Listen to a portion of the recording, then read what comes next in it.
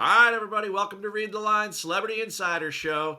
You've got it. It is TPC Louisiana Week, Zurich Classic, teaming up partners, and there's no better partner in the business to try to figure out this sort of setup than my man, John Rathouz. John House, welcome back to the Celebrity Insider Show. Pleasure to have you here. Read the line. Thanks, Keith. Thanks for having me on. This is a fun week. And I feel like the last time you and I were talking, we were talking about how we would maybe partner up out on the golf course. You know, you would be hitting those irons on there. I could maybe make some putts. So, this is fitting. Well, I'll tell you what's definitely fitting is you being here this week because in 2019, one of the teams that you caddied for finished fifth because you were Seamus Power's caddy, and you were with Seamus again in 2018. That team came in tied 10th.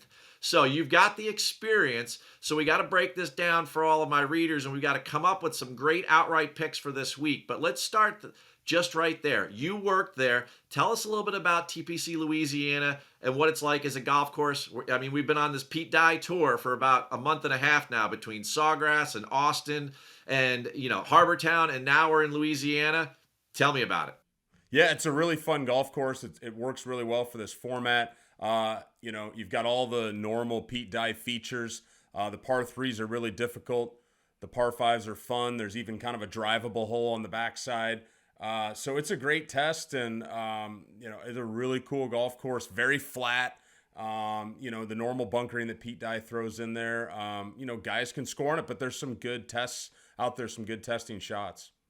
Well, you know what? Normally we would go like straight to the par threes and say, wow, they're all over 200 yards. And we'd say, geez, well, how does that handicap the field? But it's a team event this week. We have 60 teams, largest PGA Tour field of the year, of the season, right? But yet only 33 teams are going to make the cut. So it's one of the easiest fields, I guess, to get into, but it's one of the hardest to make the cut for. And you've got these really strong par threes. So to me, that starts the conversation about strategy. We've got odd number holes and even number holes. They all play them on Thursday and Saturday, but come Friday and Sunday, when we have what's called like the Divorce Open, for the PGA pros, we run these at home, right? These guys have got to figure out who tees off where. 3 of the par threes are odd number holes. Back in 2018, 2019, what was the strategy discussion like? Well, yeah, we were very fortunate. David Hearn, unbelievable with his irons, and had a really good track record at TPC Louisiana when it was a stroke play event. So it was a great partnership to have, and we were just like, Dave, you've got the odd numbered holes, and he performed so well on them. And then, if he happened to hit a bad one, Seamus has a really good short game, so he was able to chip them up there tight, get it up and down, save par, and move on. They were so good in the alternate shot format, which, as you know, you have to be solid enough there. That's where you're going to lose ground this week. It was just a really good partnership for those two. Now, there's no strokes gained alternate shot. Okay, there's no strokes gained 4-ball, So what do you think, walking alongside those guys and seeing them have so much success in back-to-back years? I mean, basically a top 5, top 10, that's contending to win the tournament, right? So they were in it to win it. What was it about their games that melded so good that we can look for this year in some of these great teams that we put together for the Zurich? Yeah, you know what? They didn't know each other a lot going into that, but they got along off the golf course. We had a really, fun time out there. They both took it really serious too. It was a big deal for them to be in the event, and they wanted to do well in it, which I think is an interesting thing to track as well. The course fit was there, and they just gelled as a team out there. I remember the caddies, even me and B, his caddy at the time, got along really well. And it was just like this whole team atmosphere out there. We see it in the Ryder Cup. We see it in some of these off-season events too, the QBE Challenge and stuff like that. Some of these teams kind of gel together better than others. And so, for them, it was just kind of getting out there, keeping bogeys off the card, and when they didn't, make a birdie on a hole that they felt like they just kind of moved along. And so they just, piled up as many birdies as they could, kept the bogeys off the card, and then, like I said, did really good in the alternate shot. A lot of weeks we look at horses for courses. And certainly there can be guys like that here, but they also have to be good partners. Do you think that one side of that equation is more important than the other? Is it better to be really comfortable at TPC Louisiana? Or could a rookie team come in and, let's just say they played college golf together, or they're really good buddies on tour and they're just going to play good together? Can that team contend as well? Yeah, I think a rookie team can play well here. I mean, we don't have a lot to go on in this event. I do think if you are a rookie team, you have to have at least one guy that has some good Bermuda experience. Like, I don't think you can have two cool weather guys roll into a Bermuda place and expect to do well. So there is that horses for courses aspect there as well. But yeah, I do think some of these teams are interesting that are going to rock it for the first time this year. I think if you get that kind of previous partnership and they have Bermuda experience, like that's the creme de la creme there. Well, you talk about the Bermuda experience there. Same grass that we saw last week at Harbour Town, same at the Valspar, Austin, a lot of different places have been using this Bermuda overseed. So we've got a lot of familiarity with who putts well there, like a Sam Burns, that type of player for sure, right? But one of the things that intrigues me about TPC Louisiana are all of these greenside bunkers. There's 55 greenside bunkers, and they're all these finger-like shapes and little thumbs and outcroppings and little circles and pop bunkers, right? Did you find when you were there caddying and working that those bunkers affected play much at all? And are you much worried about sand saves this week when you start to look at what teams would contend?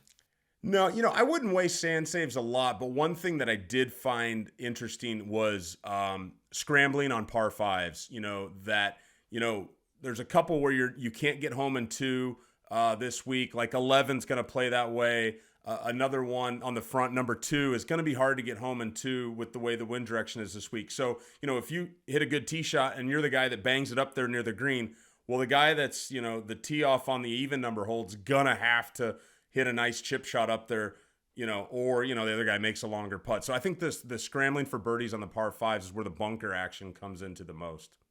All right. Well, you just mentioned it there. You started talking about wind direction. You were going into, basically, you're on the PGA Tour from 2004 till, maybe you have a bag next week. We never know, but we do know that you work for the Caddy Network. And this is why I love having you on, because your perspective is so unique. I love the way you break down hole locations on the weekends.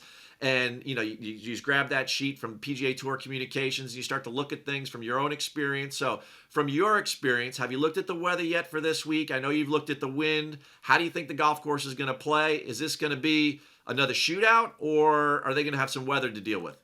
Yeah, thanks for the Caddy Network shout out. I mean, I think I did look at the weather this week, and it's very consistent wind direction out of the southeast. I don't think there's going to be any rain.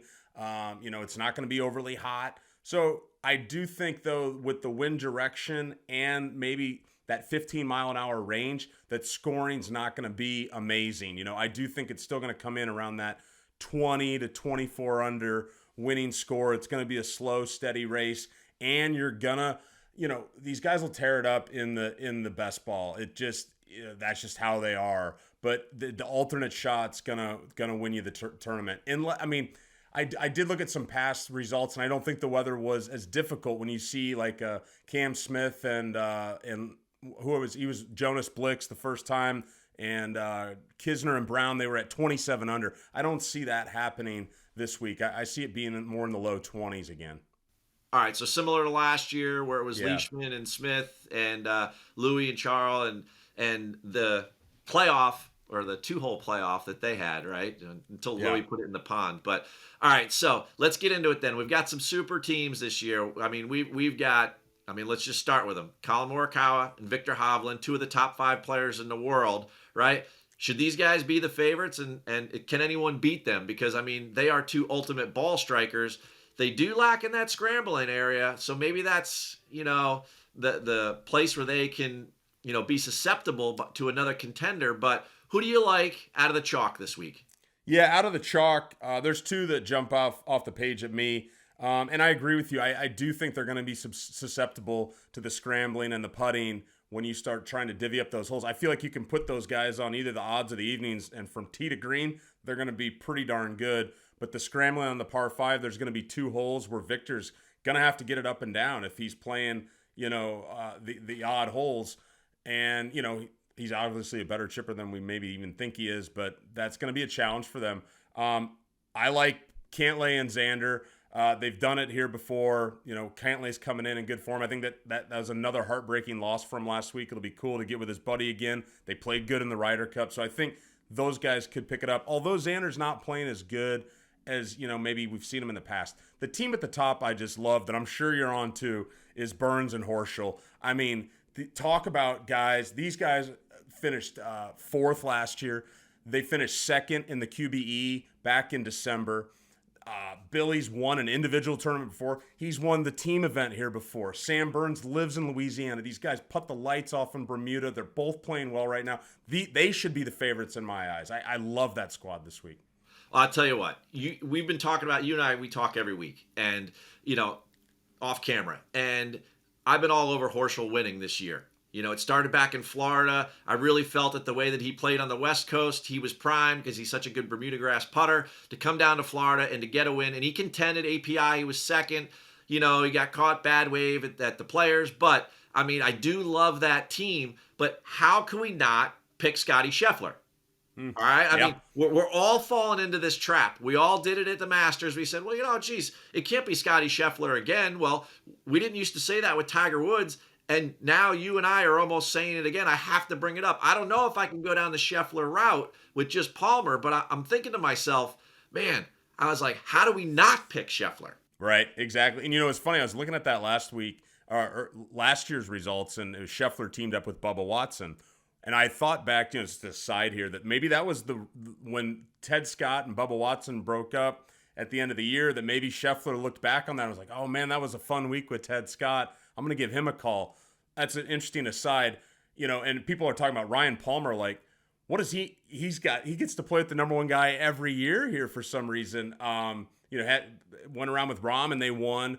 I don't think Palmer's playing as well right now. And so I think that's going to be an interesting thing to keep an eye on. But yeah, you can't overlook Scotty. His upcoming tournaments, with Ted Scott living in Louisiana, and then their next one is going to be in Dallas, which is a home game for Scheffler, and then they're going to go to his favorite golf course in the world at Southern Hills the next 3 stops. He could go win-win-win.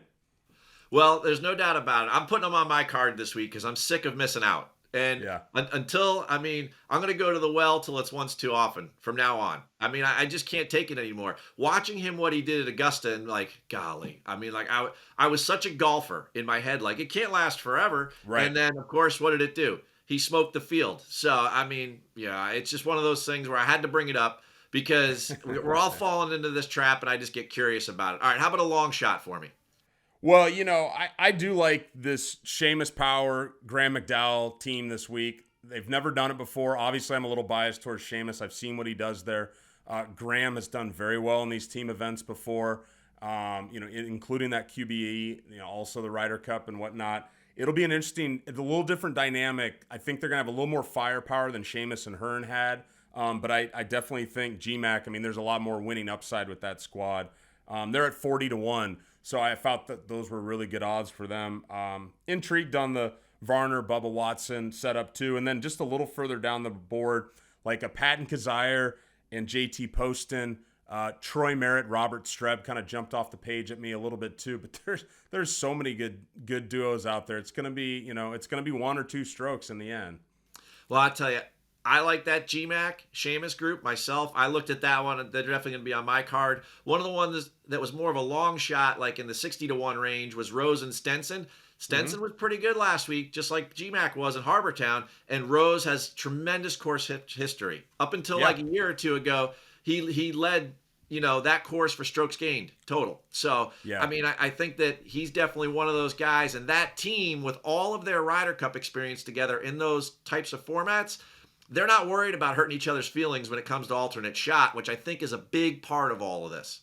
Absolutely. They have a lot of good history together, and I think that's a good one to put $10 on or whatever you want. There was a one at 100-1 that's Peter Uihlein and Richie Wawrinski, which people are like, what the heck? And they finished 4th last year. Uihlein won about a month ago on the Korn Ferry Tour.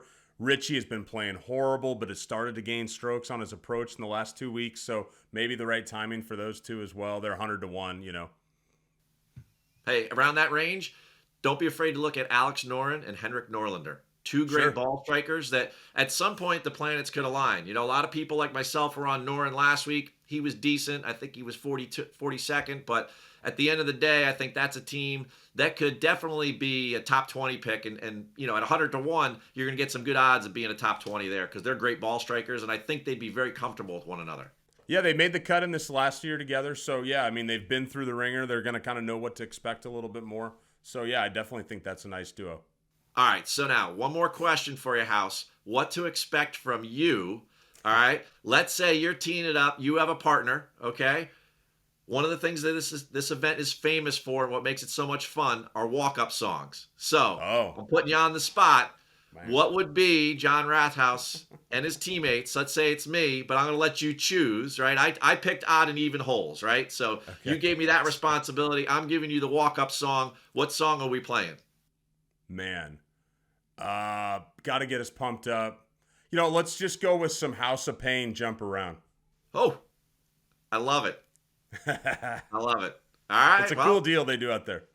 I tell you what, then I think we would be bringing the pain and the noise to the crowd. Yes. That's for sure. Making some birdies, and you'd be bombing it, and I would be putting them tight with those irons for sure. You know what, House? Perfect. I Let's do it. appreciate you coming on and being my celebrity insider this week. 2 times in the top 10, folks. Pay attention to this guy. He knows, and we'll have him back soon here at Read the Line.